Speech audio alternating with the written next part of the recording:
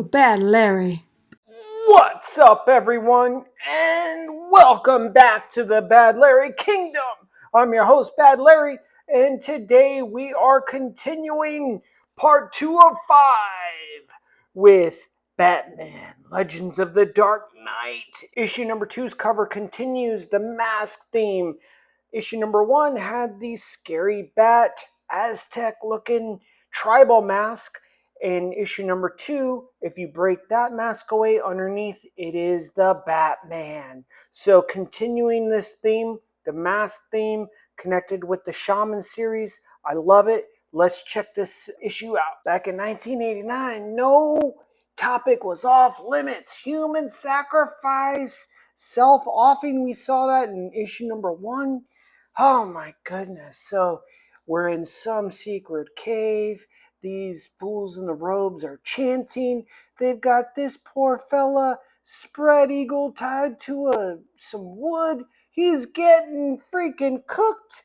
All of a sudden, the leader, wearing some sort of shawl and mask himself, he comes up with a huge sword. Oh no! He looks, they're doing some human sacrifice rituals down here. Al and Jimmy are a couple beat cops looking to make detective. They're off duty right now. They hear a scream. Jimmy's like, let's investigate. Al's like, fuck that. I love on the car, if you look at the bumper sticker, it says, it happens. Back in the late 80s and 90s, the saying was, shit happens.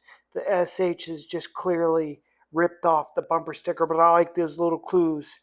Anyway, Jimmy wants to make detective. He said, if you want to sit in the car, be my guest. But, you know, cops love big busts. I'm about to bust whatever's going on. I know some scoundrels are in there. Jimmy busts the door open. They're like, what the fuck's going on here? Some voodoo shit? The leader of the voodoo clan comes up with the sword, says, y'all should not be in here. Jimmy pulls the gun up, said, drop it. The voodoo leader says, Jimmy had to shoot the old boy in the mask with the sword. He tells Al, I had no choice. Guy was coming after me. And I was like, this is why I said to just stay your ass in the car, Jimmy. But no, fool is not dead. I was like, F this, I'm making a run for it. And the leader of the gang says, no running for you. And he throws the sword with expert precision. Oh, poor Al gets stabbed right in the back. He's dead. Bruce Wayne is just allowed to saunter on past the police lines and start talking to Commissioner, well, I guess it's Detective Gordon at this moment. Gordon's like, what are you doing here? Bruce Wayne, rich ass man, what are you doing in here in the slums looking at dead bodies?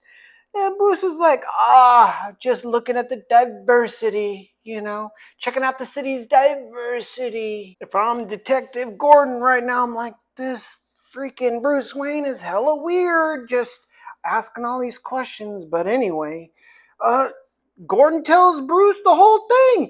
Couple dudes are murdered. One is a cop named Al Kelly. His heart was cut out.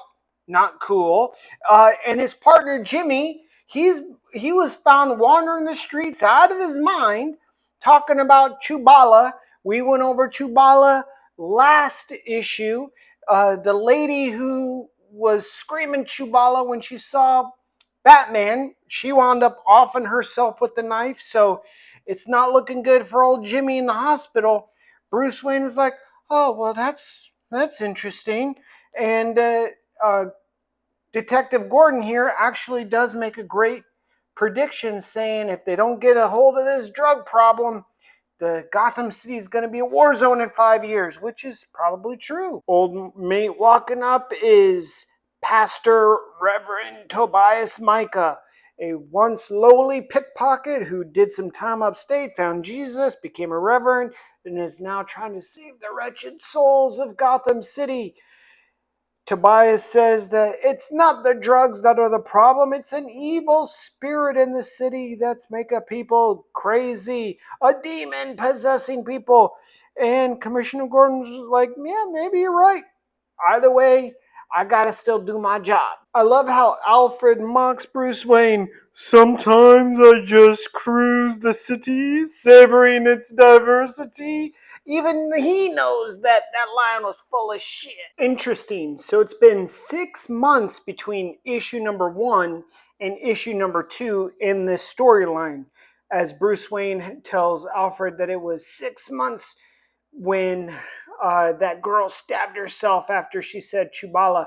So this guy who's been the voodoo master has been terrorizing Gotham City now for 6 months. That's crazy. And we get to see Bruce Wayne doing some Bruce Wayne fancy business. You can't tell me that the dude on this first page, all the way at the bottom left, with the brown hair that looks like a younger Trump. At the party, we see this bald fella. This is Dr. Spurlock. He's been funded by Bruce Wayne to go and research some Indian tribalism stuff up in Alaska. And he's brought down this collection of trinkets and items that he bought from the Indian tribes, including that scary bat mask that the tribal leader used to heal Bruce Wayne. This black guy named Bennett Young with the Jerry curl, he runs up. He's a little overly eager to shake Bruce Wayne's hand. The bald dude, Dr. Spurlock's like, hey, go fucking watch the relics, man.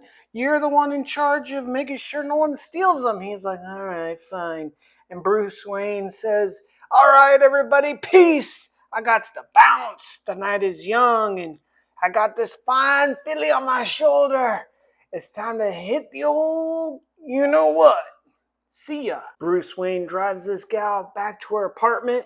She's like, you want to come upstairs and play around Tickle Me Elmo? And Bruce Wayne says, nah. I feel like slapping a nigga today. Whoa, whoa, whoa. Batman doesn't have time to mess around with these hussies getting busy in the sheets. He's got to get on that cape and cowl, go investigate. He heads to the Gotham City Central Hospital. He's checking on Jimmy.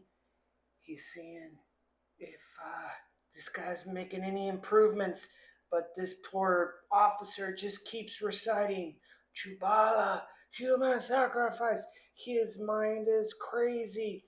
I can tell you what, I just love this depiction of Batman. I love that it looks like he's got just the thinnest little mask, no armor at all. He's just using stealth, fighting, the shadows.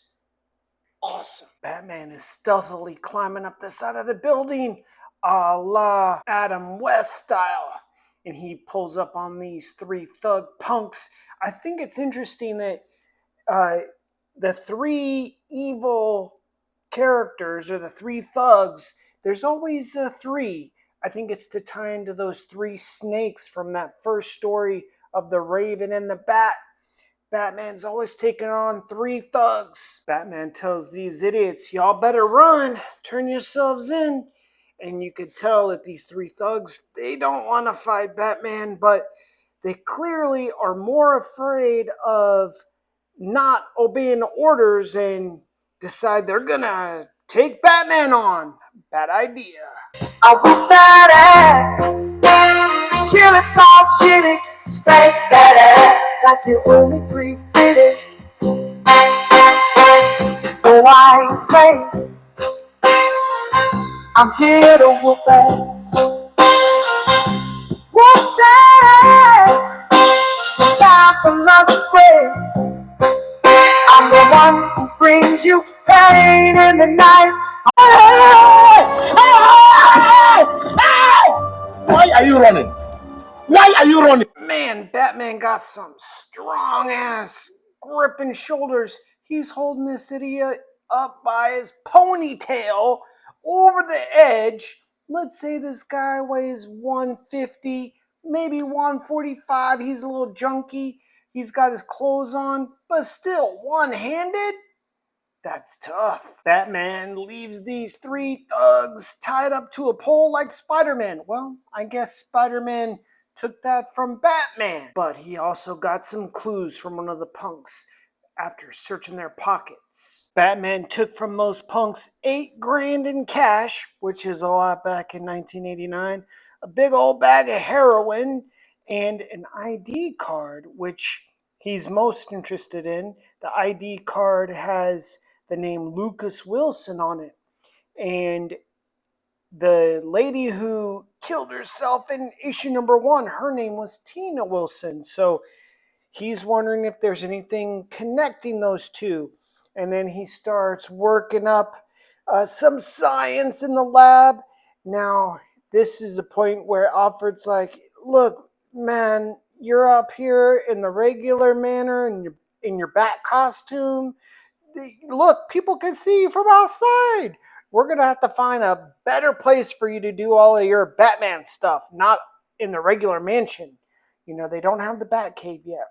And then Bruce Wayne decides he's going to turn on the TV because the bald guy, Dr. Spurlock, is on TV and he wants to see what this guy is talking about. Well, Dr. Spurlock is taking credit for learning about this story of the bat getting his wings from an Indian. And Bruce Wayne knows that's a lie. He knows he's the only one who the only white person that was told to. He told Dr. Spurlock that story, so now he's uncovering that bald-headed Dr. Spurlock may not be quite as honest as he ought to be. The three thugs who went up against Batman and got lost and arrested, well, they got bailed out by the voodoo chief. And you see why they were afraid of Batman, but also more afraid of this guy. Because they failed and one of them got choked out to death. Dude says, don't fail again. Bruce Wayne and Alfred are walking through the tunnels of what will become the Batcave.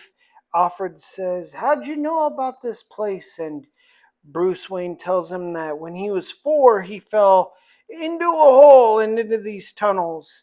And he feels that the bat, the darkness, the fear, his father, everything is leading him to become what he is today. Bruce Wayne and the Batman. It's all coming together.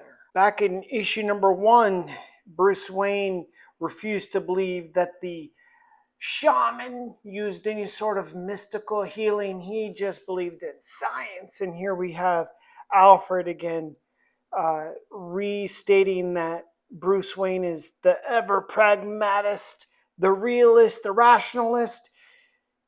Batman doesn't deal with no spirituality. And then he gets a telephone call from Bennett Young, the assistant to Dr. Spurlock. Bennett Young tells Bruce Wayne, hey, there's something fishy about this guy. You got to come down to the museum and I got some stuff to tell you. Bruce Wayne's like, bet, I'll be there in a second. This old toothless bum has tracked down Detective Gordon. He wants all the details about these recent murders. Detective Gordon's like, no, I can't spill those beans. But apparently this old bum had saved Detective Gordon's life one time on a bridge, so Detective Gordon's like, fine, I'll tell you all the details. Apparently, all the people that have been mutilated so far, their hearts taken out, their bodies mutilated, they've all been illegal aliens from a place called Santa Prisca, Caribbean island. And this bum says that's the dope capital of the Western Hemisphere. And so everybody who's died has been from that place, which is quite interesting. The toothless old man was Bruce Wayne. He had another mask on. Master of disguise, this Bruce Wayne. The 3 commonalities that are connecting this case and those mutilated bodies is fear, human sacrifice, and drugs. So he's got some more clues that he can use to try to solve this case. And as he heads to the museum to meet with old Bennett Young, he hears a scream. Bruce Wayne runs up the stairs. Some maid screamed, They're showing Bruce Wayne. Old Bennett's been stabbed in the gut by some tribal spear sword. Bruce Wayne checks on him. Old boy is still alive. He's like, call a doctor. Bennett Young, just with the last little breath, he says, Batman. And the latest line, he said, Batman. And that could be the Batman, as in the Cape Crusader, but it could also be Dr. Baldy wearing that bat mask because this guy doesn't know anything about Batman. Wow, what a great episode! Wow, I love this series so far. 2 issues in, so much action. I'm loving it. Make sure you hit that like button, subscribe so you never miss an episode, and I'll see you real soon. Peace.